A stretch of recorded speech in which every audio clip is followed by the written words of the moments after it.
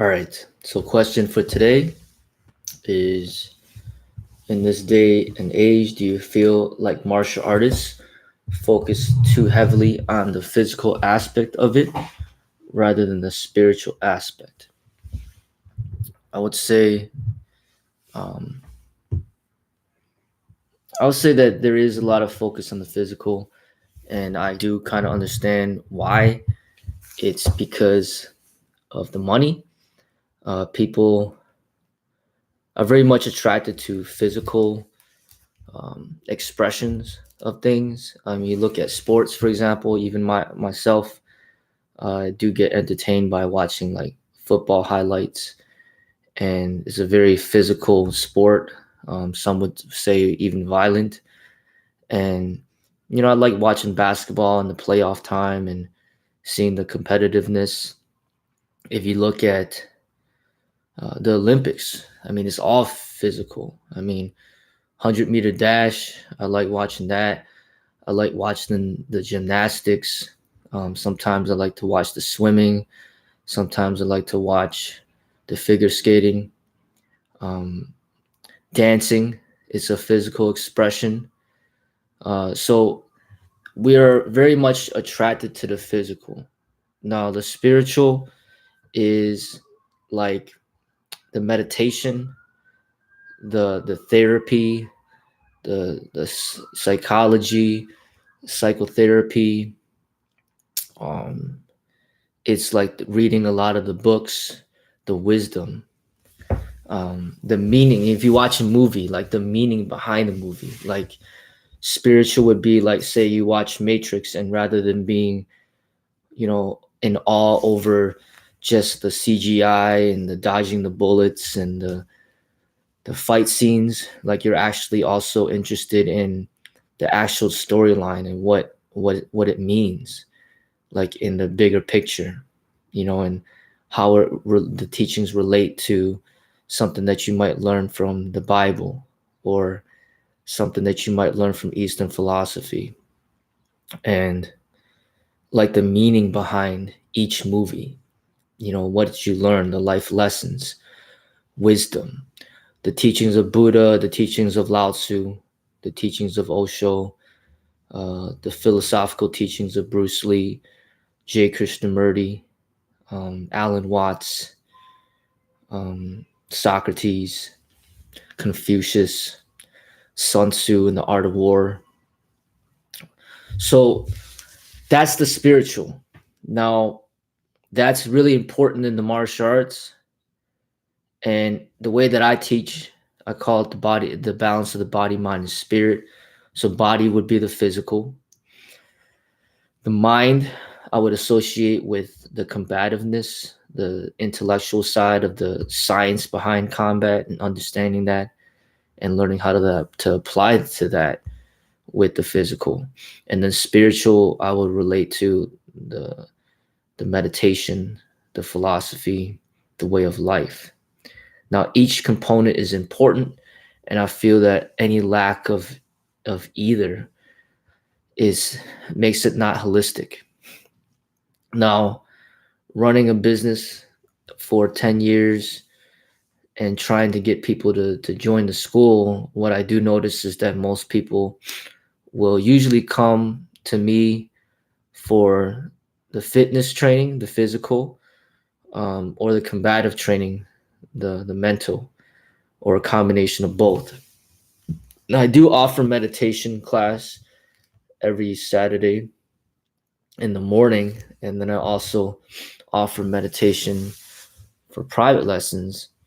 But even though the meditation is going relatively, it's very hard to develop. Very few people actually do come to me for the meditation training, and maybe partly it's because I haven't been able to successfully advertise that aspect of the martial arts effectively.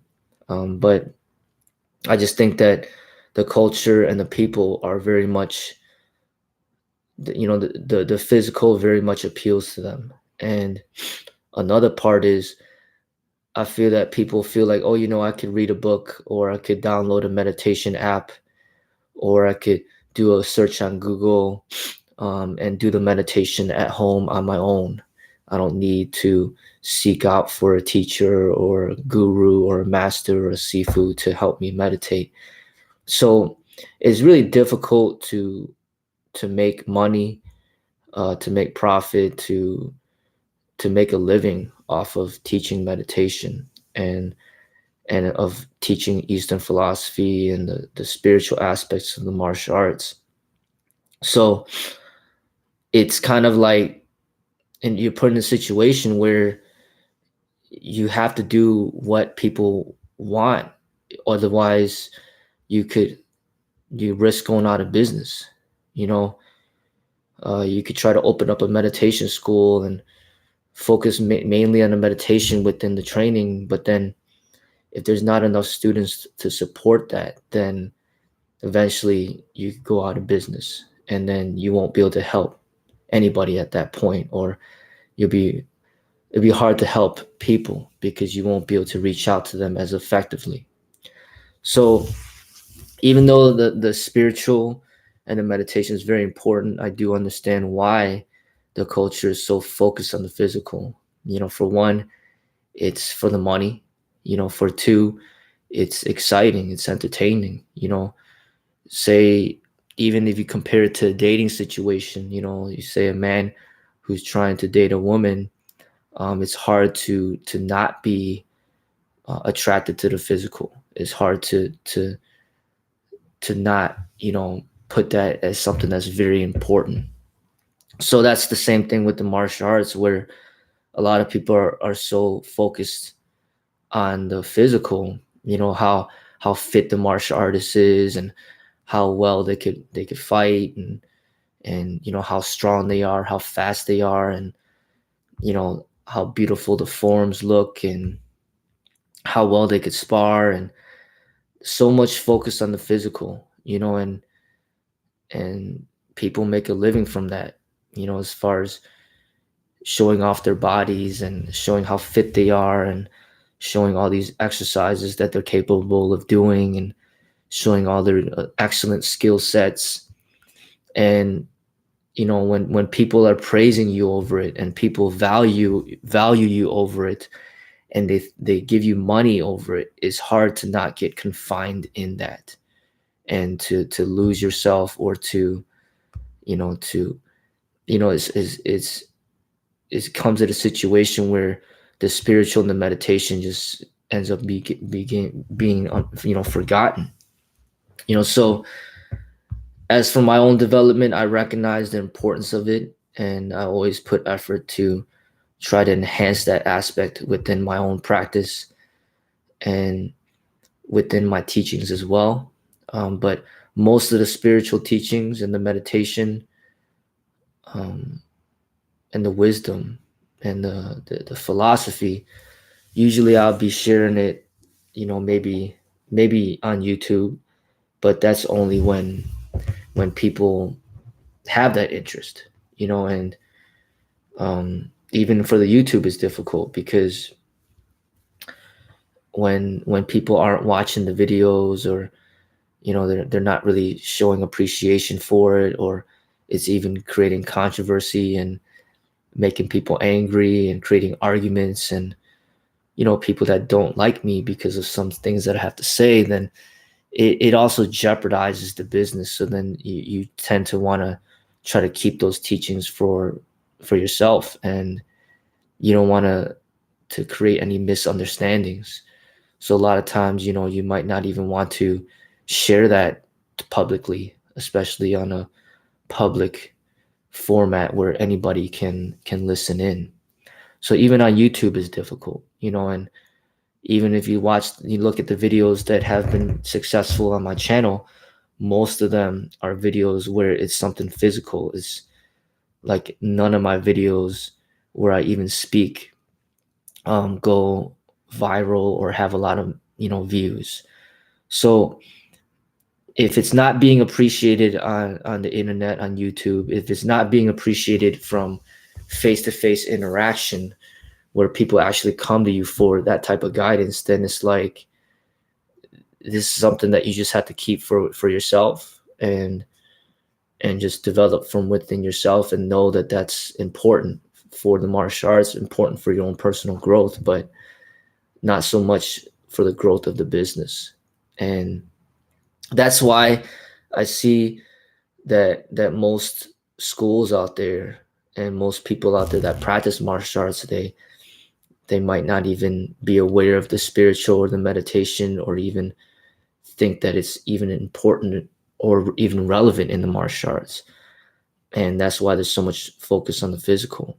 um, so it is the way that it is, and you just do your best to express the martial arts the best way that you can. And for me, I do what I can to incorporate the spiritual and the meditation in my teachings. That's why, right now I'm taking the time to speak, because these things, are important to learn. And every Saturday I still have a meditation, and even if nobody shows up, I'll still meditate on my own, and I'll still be integrating these teachings, for my children as they age. And the importance of reading, you know, to improve upon your knowledge and your understanding of this world. Um, and just the more that you read, then hopefully you'll be able to speak better as well, and be able to present information in a very understandable and professional way. Martial arts is not just about the physical. A lot of it is intellectual, a lot of it is spiritual, and a martial artist should be well rounded in his development. And he should be very smart. He should have great memory. He should be somebody that's super intelligent, super wise. When people go to psychologists, psychotherapists, or when they go to doctors, or they go to the church and speak to spiritual leaders, priests, or whatnot, that's what a martial artist should aim for as well. To have that type of deep intellectual development and spirituality, where he's somebody that's truly wise. You know, Even if you're looking for electing the president for the United States, it's not about how many push-ups he could do, and how ripped his abs are, or how fit he is, or how well he could spar, or how many pull-ups he could do, or how fast he could run the mile. It's not about that. It's about how smart this person is, and how he could lead a group of people, or lead an entire nation towards improving this country. And we wouldn't want to have a president that's only like 15 years old or 20 years old. Like, we want a person that has gone through a lot in his life, and has a lot of life experiences in order to lead this country. So you see the importance of it in that type of field. Same thing with a doctor, or a lawyer. You want somebody that has a lot of experience. Who cares if the doctor could do a kip up or a backflip, or bench press like 200, 300 pounds, 400 pounds. It's not about that. The doctor's there to help improve your health, and about healing you. It's not about his physical athleticism. And these great people out there, these great teachers, there's a lot to learn from them, and it's nothing to do with their physical. When it comes to Socrates, or Lao Tzu, or Sun Tzu, um, you know, Confucius, Osho, like, there's so many wise people out there, and it's not about how fit they are. And once you come to that realization, you'll come to see that the physical can only take you so far. Um, the mental will take you even further, and then beyond the mental will be the spiritual. So you'll see the limitations of the physical, and then once you realize that deeply, it could be a life transforming. Like, you might start off being admiring somebody like a Bruce Lee because of his physical. But then once you dive into his mental and his spiritual, then it's going to open up, a whole nother realm of expression and understanding that'll help you take, you to the next level. And even Bruce Lee's not here right now physically, but because he took the time to write down his thoughts, and his teachings, he's still able to reach out to us and educate us even after his death. And not just him, but many other great people that have ever lived. Look at Albert Einstein or Malcolm X or Dr. Martin Luther King Jr. Or, there's a lot of smart people that have lived. And does it matter, if Martin Luther King Jr., his birthday's coming up? Does it matter if he could do 50 sit-ups or 50 push-ups or 30 pull-ups or whatever the case? It doesn't matter, because that has nothing to do with, how he could help people as far as like gaining greater wisdom and understanding and getting along and fighting racism and things like that. Once you experience more in life, you're going to go beyond the physical. Yeah, the physical is important, but you can't stay stuck there. If you do stay stuck there, then you're going to be very limited in your overall growth as a human being. So pay attention to all that. Don't just value people for just one part of their development. Look at everything. Look at their mind, look at their spirit, look at their heart. Just because somebody's physically fit or physically capable, what does it matter if this person is not a good person from inside? That's not something that you should admire. And these things are very, very important. And as you practice the martial arts, then hopefully you'll open up your mind to start to see these things and how important they are, and then start to work on the development of these things within your own practice. All right, so now on to the questions. We'll see how many I could answer.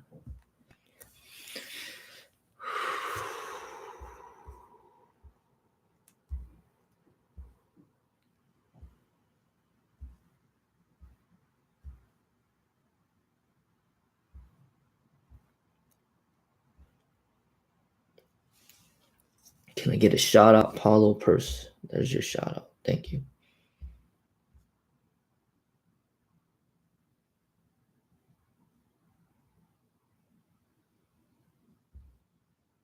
The kids are in school at the moment.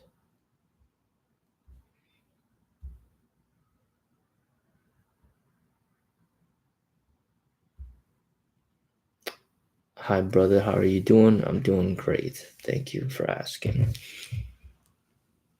Love your channel. Thank you.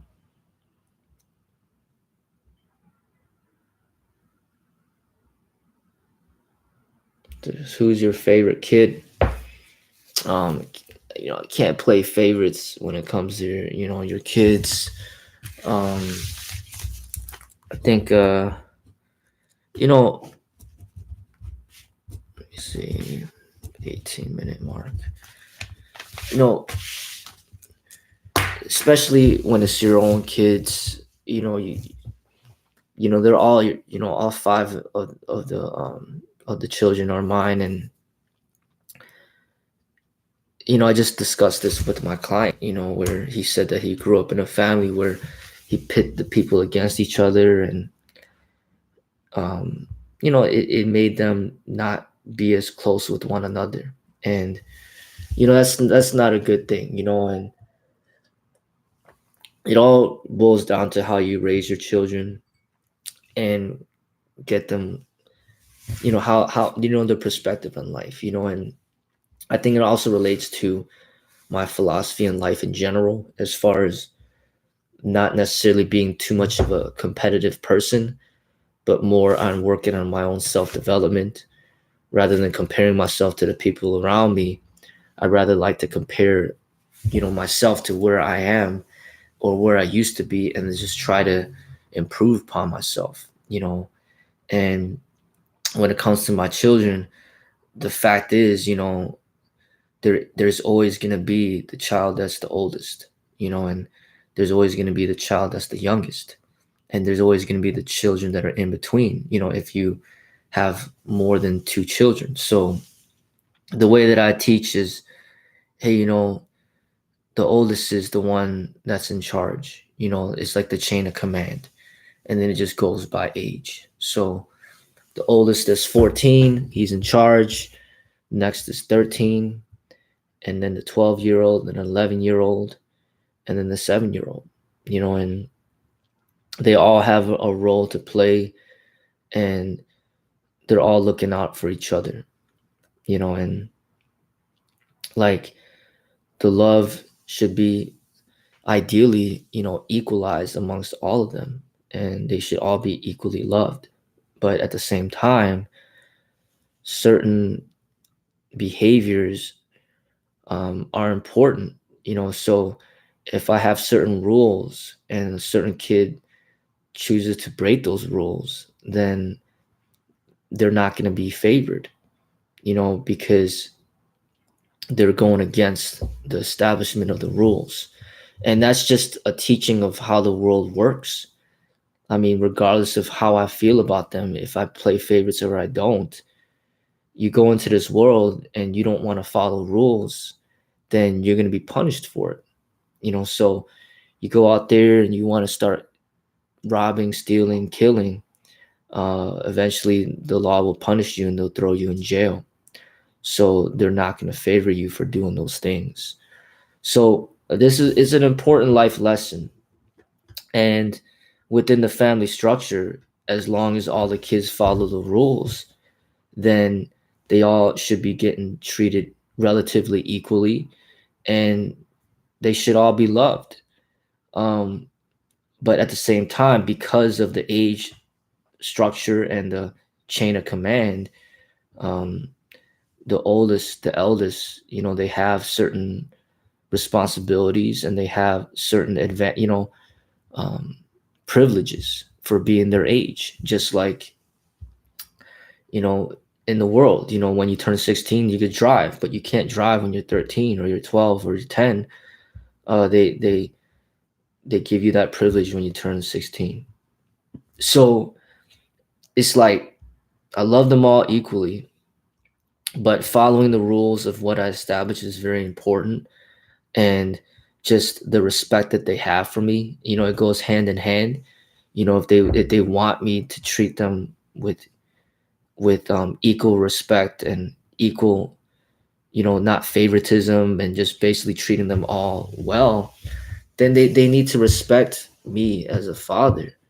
But if you have certain children that are going to be very rebellious, then they're going to be treated differently because they're not following the rules of the family.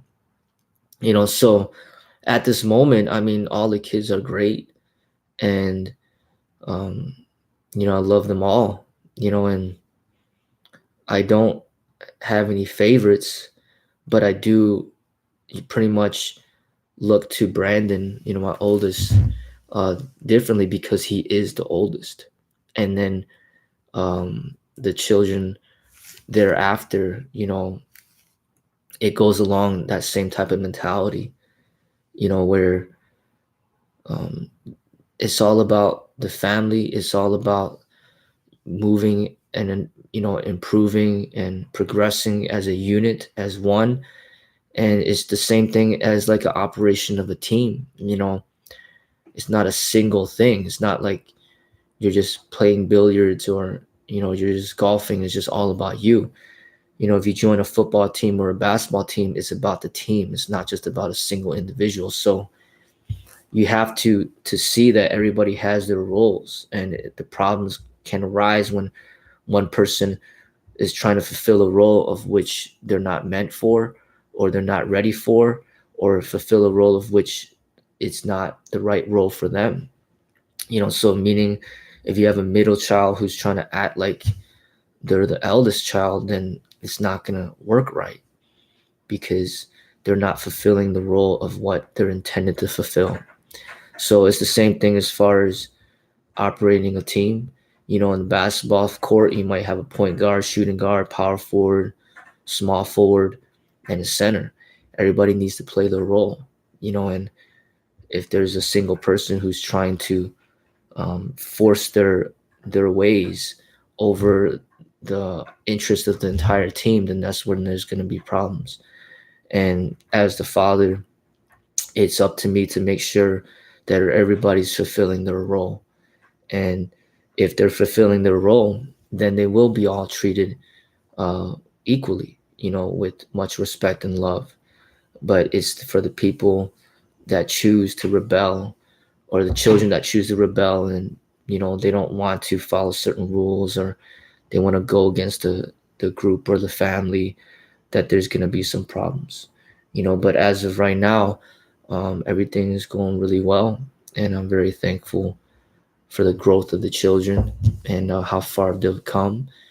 And I look forward to continually teaching them and helping them understand life, and to develop and to grow.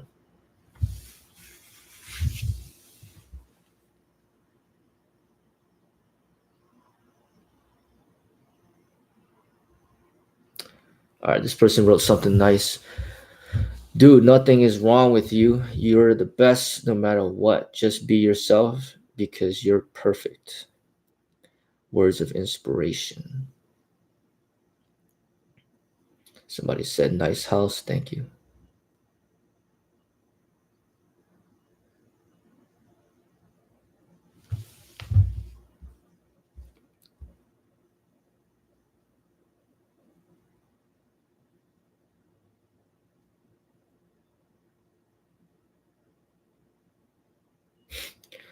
All right, so this person wrote, in my opinion, you need a balance because I know people who focus only on fitness and they have no discipline and self control, and that's dangerous.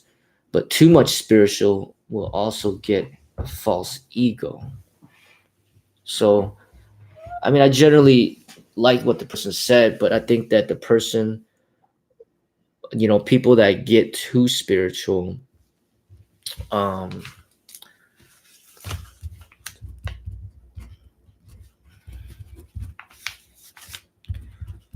so I think that if you are correctly going towards the spiritual, it's supposed to be no ego, not a false ego. So I think that the false ego is a person that is not spiritual. So people that don't learn about the spirit and develop the spirit, that they will continually live according to that false ego, and to see that ego to be real when it's not.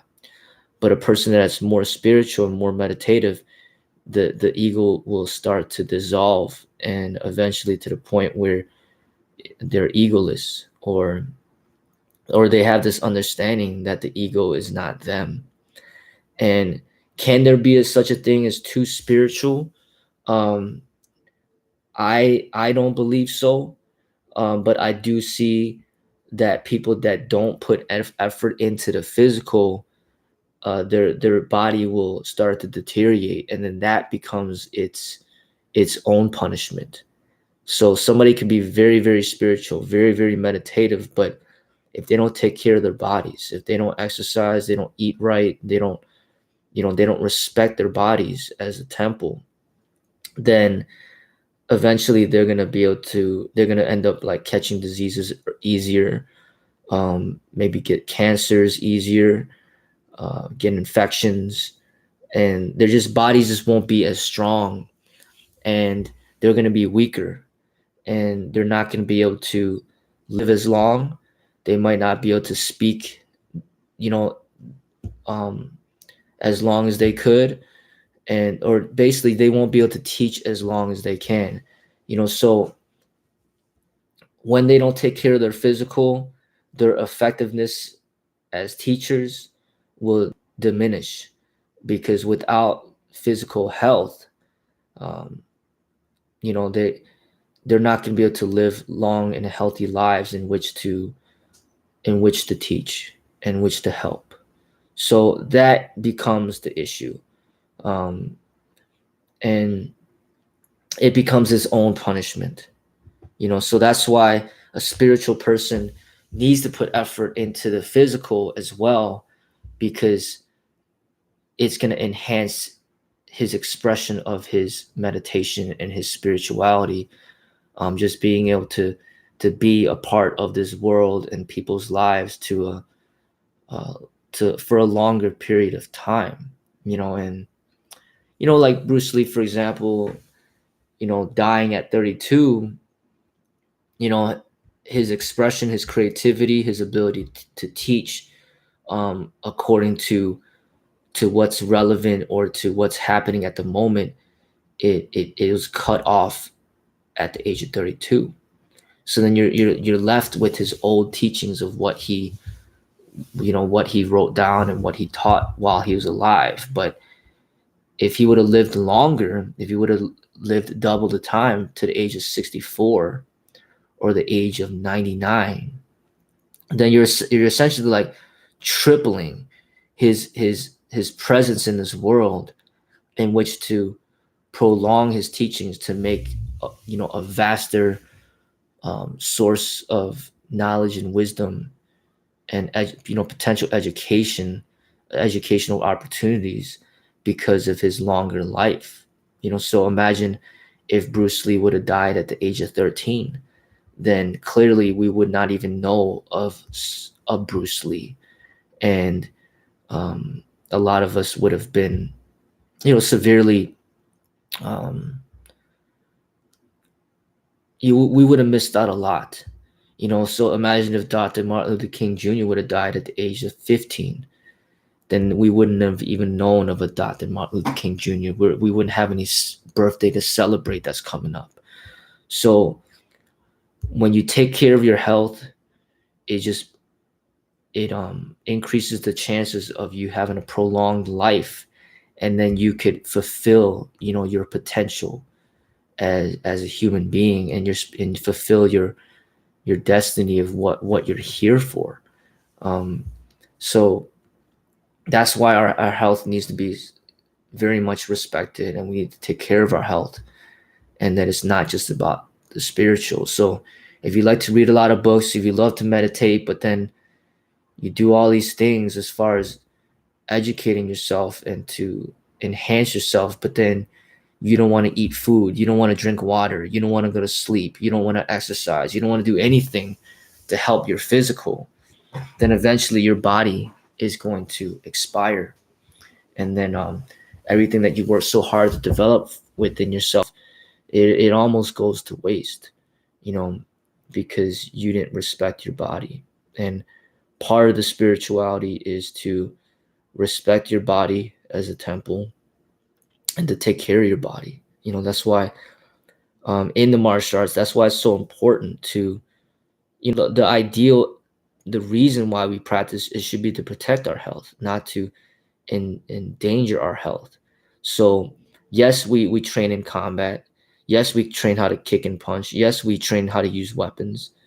Yes, we train how to spar, and we work in self-defense drills. But at the same time, it doesn't mean that we should be suffering concussions. It doesn't mean that we should have like serious injuries that are lifelong injuries, um, where things will never get better. So these situations where people are getting concussions and people are getting CTE and dementia, these are very serious things that martial arts should not be doing to you. So yes, combat sport is very dangerous, and that's one of my primary examples. But even Jackie Chan, almost died a few times doing certain stunts, and even him and Jet Li have hit their heads so many times that it has damaged their brains, because they sacrificed their health for certain stunts or certain performances or certain choreographed fight scenes that really endangered their health severely, and it becomes a brain damage that can't be healed. And those are things that martial arts should not be doing for you. Martial arts is supposed to be enhancing your health. Um, Usually, if you break a bone, it usually will heal, but your brain doesn't heal in that way. So we have to be very protective of our health and to train very intelligently, very wisely. And we got to take the ego out of it, and we got to train towards optimum health. And that's where the spirituality comes in. That's where the meditation comes in. It helps you to keep grounded and focused on what is truly important within your practice. When you don't train enough in the spirituality and the meditation, it's easy to get lost in the physical and lost in the fame and the fortune and the attention, to the point where you sacrifice your health and your safety and your well-being. You sacrifice your future, and you end up damaging your body and your brain and your overall existence is limited. And then these things, some certain things will never heal. And not only do they never heal, but it progressively gets worse. So there's a lot of videos out there on YouTube to help educate you on these things. Just do a search on CTE and dementia and combat sport, and you'll see boxing, um, wrestling, football, and certain people that practice martial arts, and certain decisions that they make ends up jeopardizing their health for their entire lives. And some of the people can no longer speak right. Some of the people can no longer remember anything, and so certain people need to take pills in order just to have daily function. You know, the ability to have to function daily. It's very sad when you see it. And these are things that we need to consider while we train, and we have to protect our lives. And these are things that whereas this is part of the reason why I choose to speak at this moment, um, and just to kind of reach out to certain people to get them to get this understanding, so then they will make the right decisions to protect their safety, um, because it's not just about living from the age of 20 to 30, but to me it's about living until you're 100 or older, and to really enjoy living for a long time, and to not be overly focused on these young athletes that are doing physically, great physical feats. But you also got to think about what happens after, what happens after all the fame is gone, after all the money is gone, and all the attention when it's gone. Then what's your life about? Where is your inner peace, and what are your goals, and what is your purpose in this life, after all of that? And eventually there will come a time where we all will get to that point, and you want to be prepared for that, where you can live a long and healthy life, and you could smile, and you could have fun, and you continue to grow.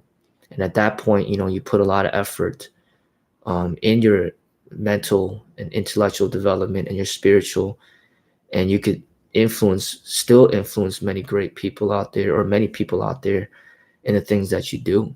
you know think about like other artists, people like Beethoven and Mozart and Picasso and Vincent van Gogh, and think about like people that play musical instruments, people that do paintings, and people that have different artistic expressions that's not just about the physical. Think about how much of an influence that they could continually have on the population through what they do. Think about the influence of Albert Einstein and his discoveries had on people, or on Tesla, and look at different ways of contributing to this world, outside of just the physical, outside of just athleticism. There's just so much more to contribute to this world. Look at, what Steve Jobs had accomplished.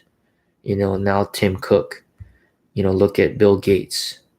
Look at these, Warren Buffett. Look at these like super rich, super famous, super wealthy people and what they have contributed to this world. And it's not about just being athletic or just being able to do a handstand or a couple of backflips. Um, Look beyond the physical, see the value in the mental and the spiritual, and start to develop that, because that is going to be what's going to keep you motivated and to continually work towards your full potential as you grow. you know so you got to think about Bruce Lee and how he would have been if he lived to the age of 40, 50, 60, 70, 80, and witness his progressive development beyond the physical, to see how he has grown beyond just, oh, because he's super cut or he's super strong, he's super fast. Look at other things that he has accomplished and moved on to. Um, so I think that that's a very important thing to come to, an important understanding that I feel that the culture fails to emphasize, because they always emphasize all this physical stuff. But when it comes to old people and older people, more experienced people, they just throw them off to the side and act as if they don't exist. Um, but if you notice, the things that we truly enjoy in life, there's a lot of things, a lot of great people out there that have done many great things, that where it's not just about the physical, is beyond the physical. So these are some things to consider within your practice of the martial arts, and that's what I see martial arts is the combination of the body, mind, and spirit. It's not just the body, and that's what makes it very different from a sport. And that's why when you assess a martial artist, you got to assess him not just based on his body and whether or not he could fight. You have to assess him on his intelligence, and you need to assess him based on his spiritual development and his growth and the wisdom that he embodies.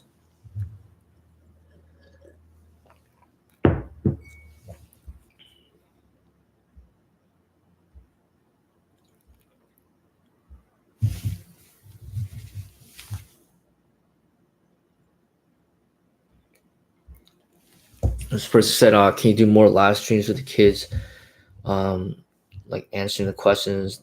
I really had fun when you and the kids were in that food place and they answered the questions." I'm gonna do the best that I can to try to get them to do some live streams like once a week. Um, but it wouldn't be anything more than that, because they're busy in school, and but I think once a week would be very sufficient, and it'd be great to continue to do that, to kind of show their growth as far as their intelligence is concerned, and their ability to speak, and their ability to essentially just be comfortable on camera, be less shy, more self-expressive. So I feel that that's a part of their overall growth as martial artists, is to work on that development, and it should really help them in other areas in their lives as well. So I look forward to doing that with them once a week.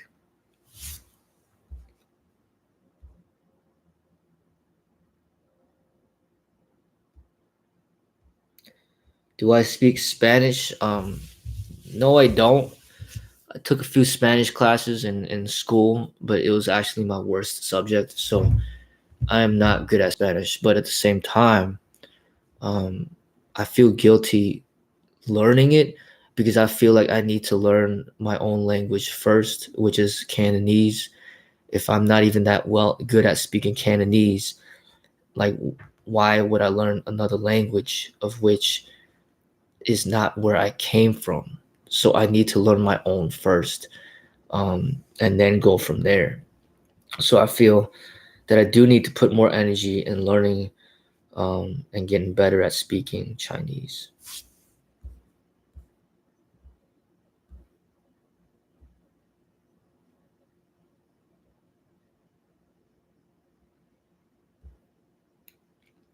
All right, so the next question is,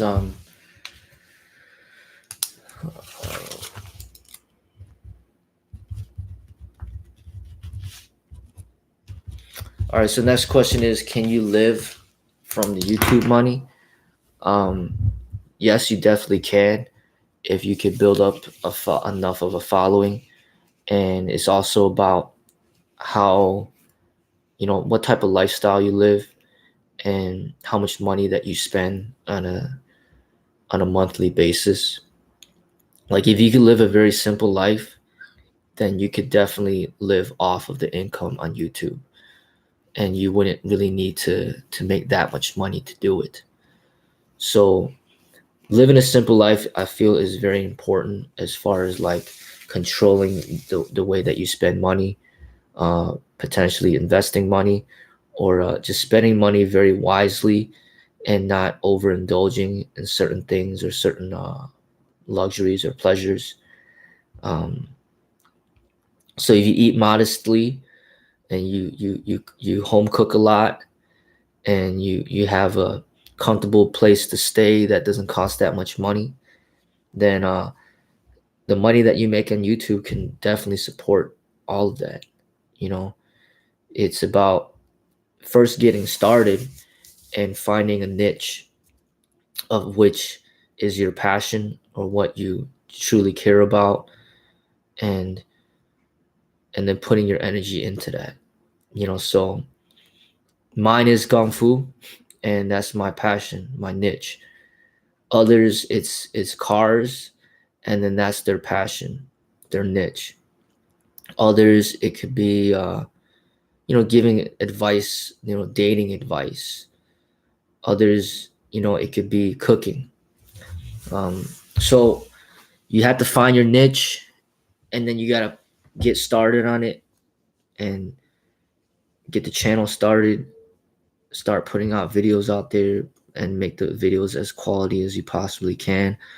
When you first start off, um, try to be as interactive with the audience as you possibly can, so then you could gain their respect, and you could get them to um, really feel that they're being valued for being one of your subscribers or one of your audience members. And then you just got to keep growing from there. You got to put in the work, and it's not going to happen overnight, or at least for me it didn't.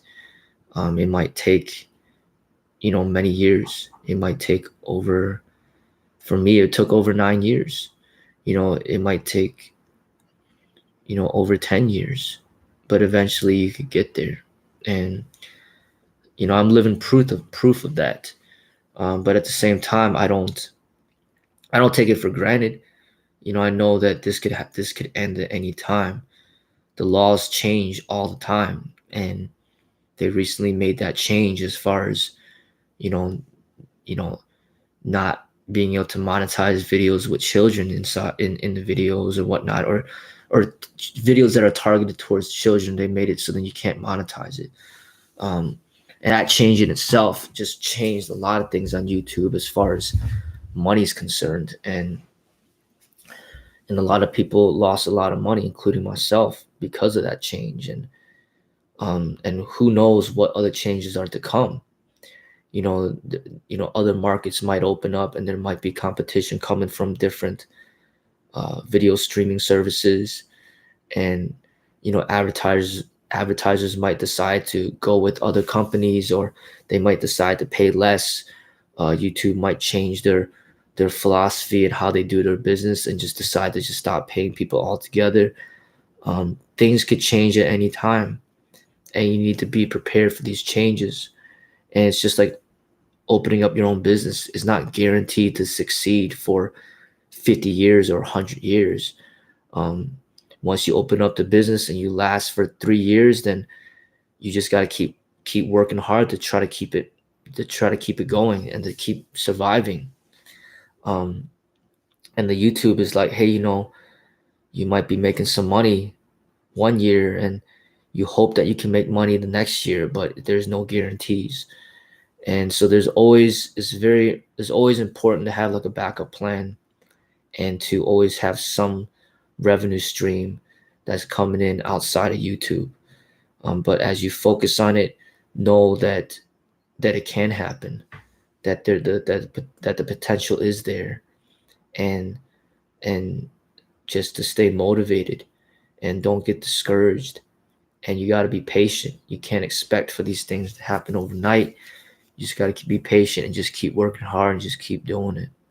And then just keep doing research as far as finding out what other YouTubers have done in order to reach success, and get as many tips as from them as you possibly can in which to improve upon your own channel.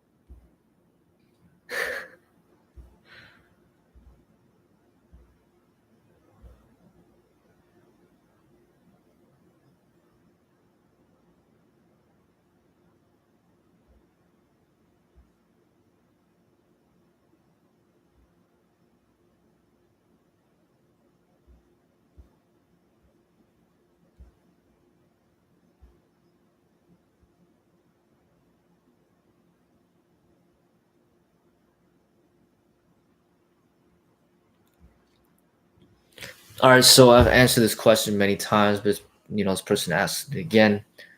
Why do I turn off comments in the videos?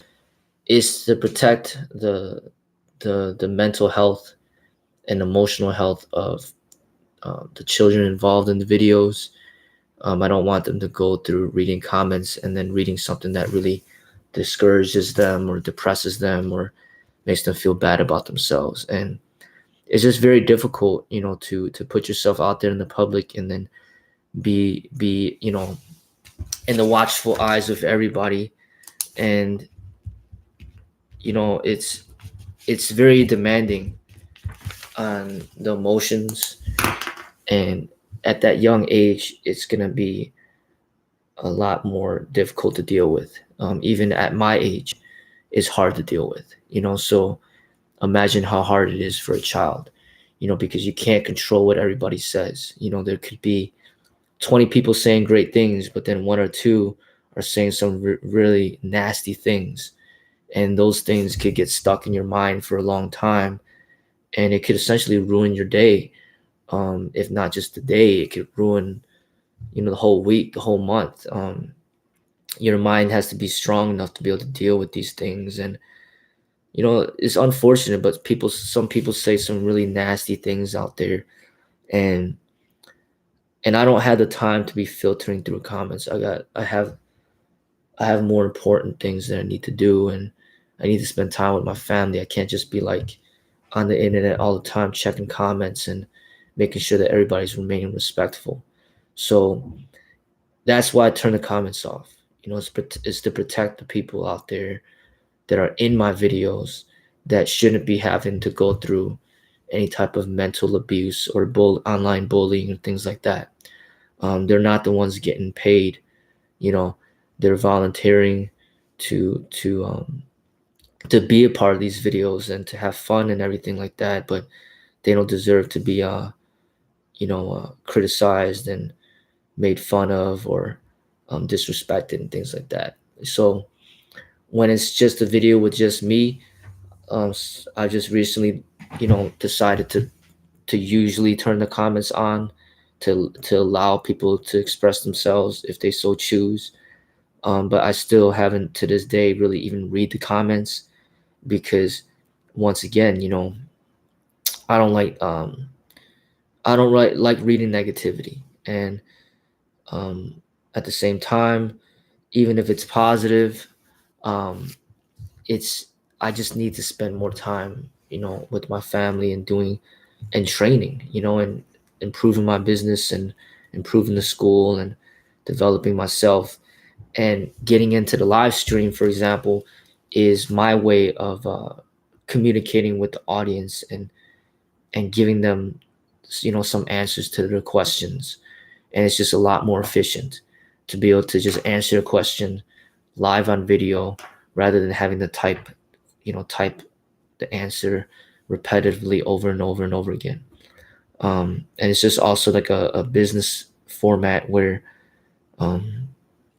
If I can find a way to make money answering questions, then that would be the ideal situation. But if I'm not making money and I'm spending hours and hours and hours answering questions by responding back to comments, then it's not being efficient with the way that I'm using my time.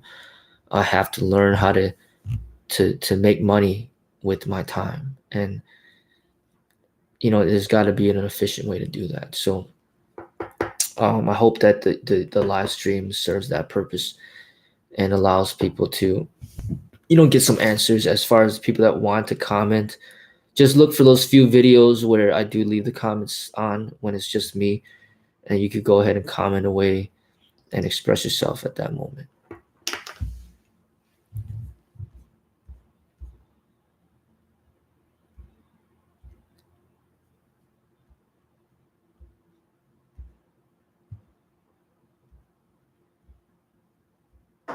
Somebody said Freddie is a legend. Thank you very much for that comment.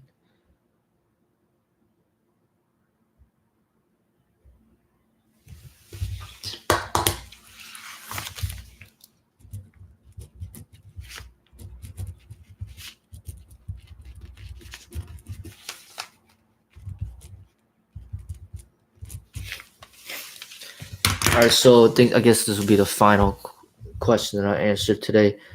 It says, "Are you better than Bruce Lee?" I've answered this in the other video before, but the question is pretty vague because it says better than Bruce Lee, but better in what? That wasn't specified. One thing that I'd say is that I have great respect for Bruce Lee, but I also know that I cannot idolize him and put him on a pedestal and believe that he is a god that has no imperfections, and that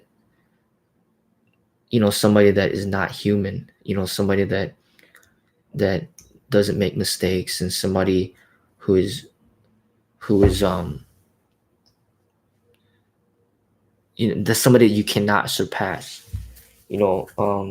Bruce Lee's human, but at the same time a very talented human at that. And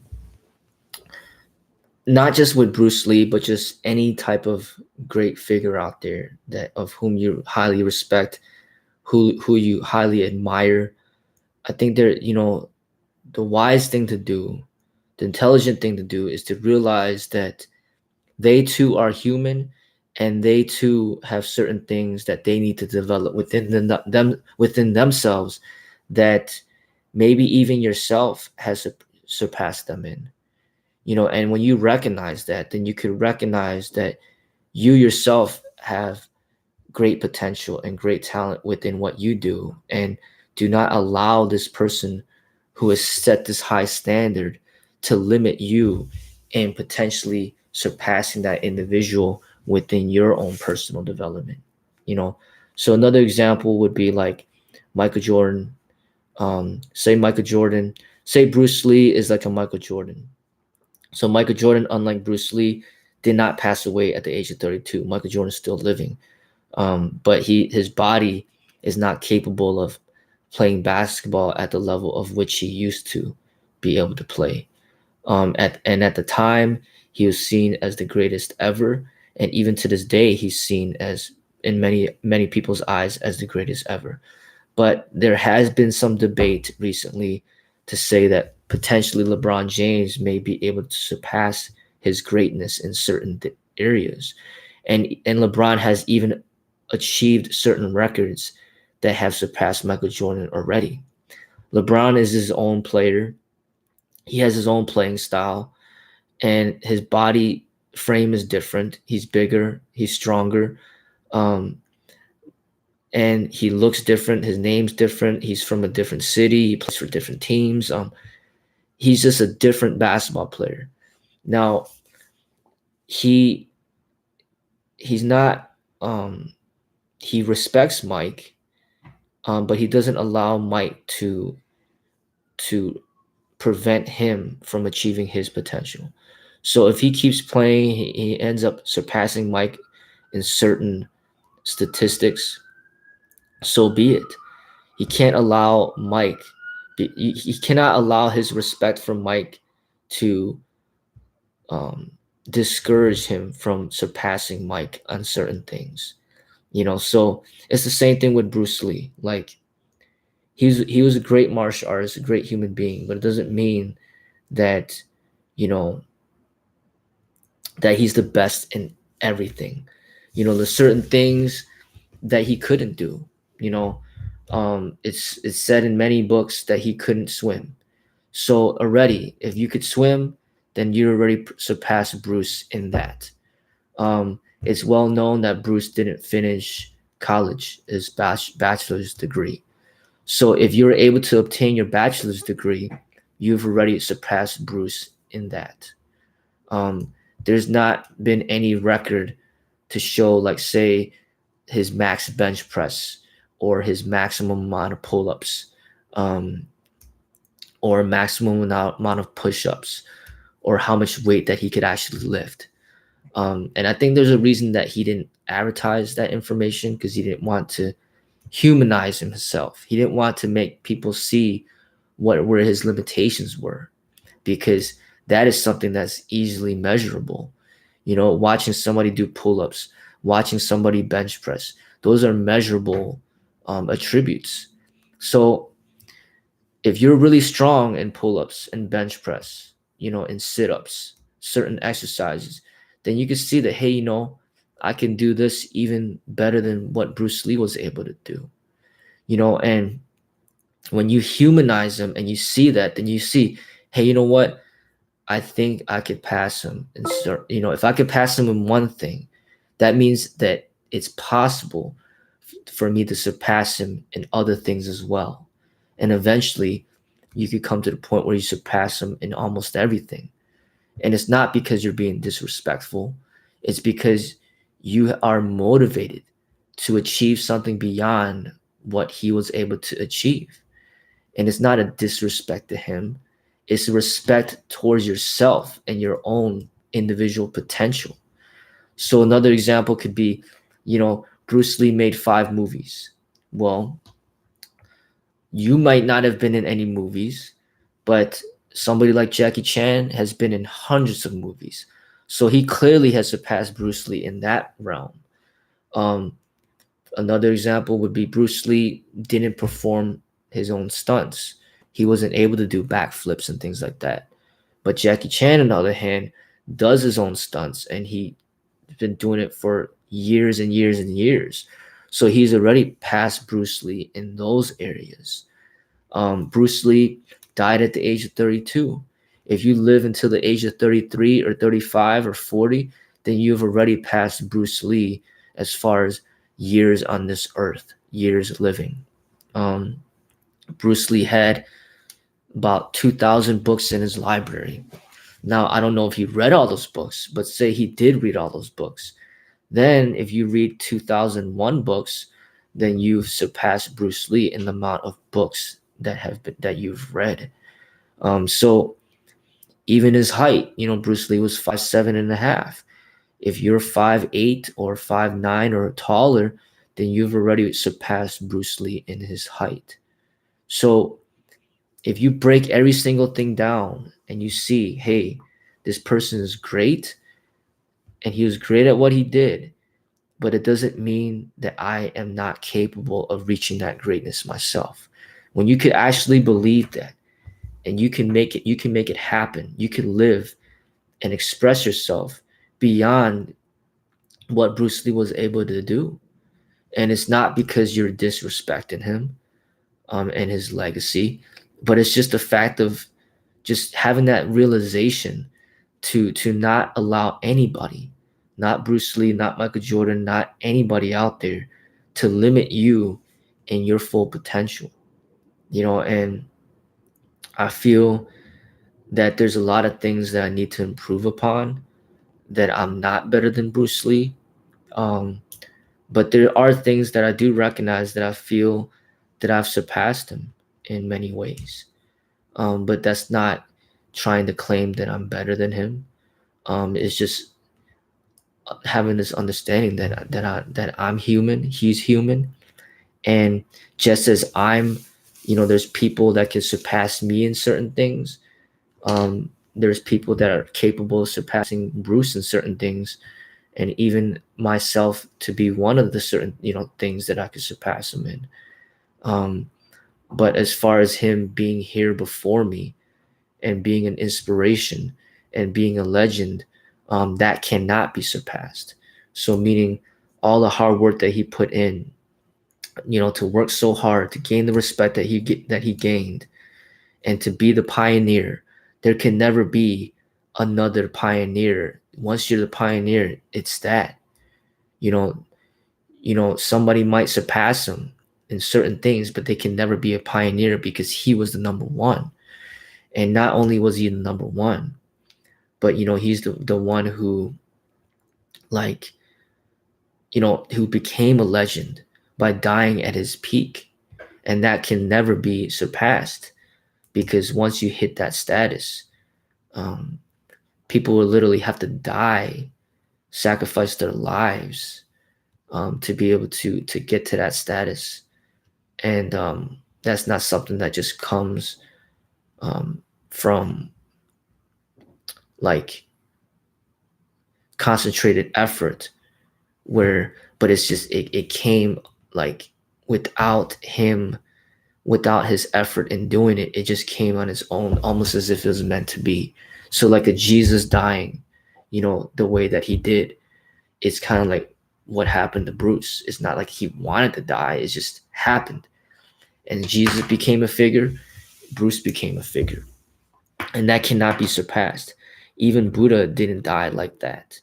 Osho didn't die like that. Michael Jordan didn't die like that. But um, Martin Luther King Jr., he died like that. Malcolm X, he died like that. Those types of people, these types of leaders, they cannot be, these legends, they cannot be surpassed, because it was meant to be.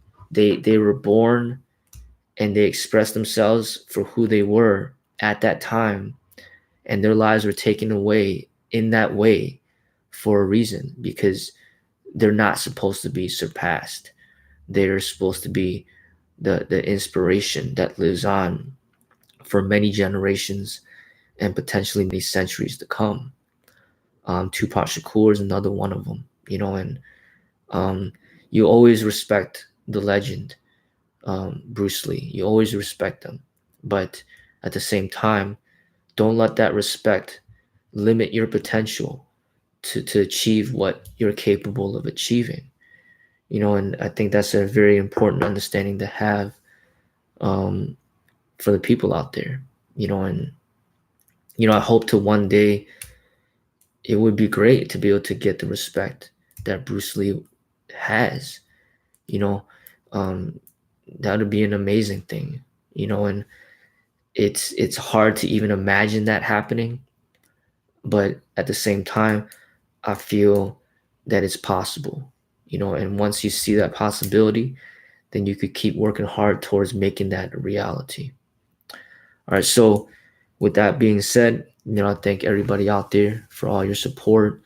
If I wasn't able to get to your question, I'm sorry, and hopefully next time, I'll be able to answer your question. But everybody out there, have a great day.